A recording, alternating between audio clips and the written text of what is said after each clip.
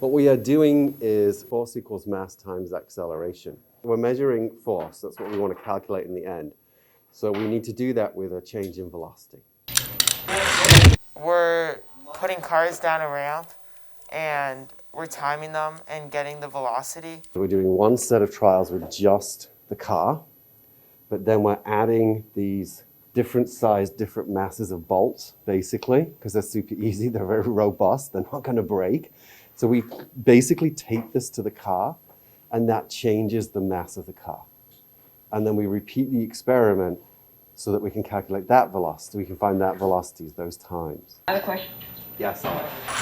If you're trying to do something that's not so hands-on, it becomes very abstract, and it needs to be grounded in the real world for boys. It's like the hands-on aspect. I think it's important for any learner, but it's even more critical for boys.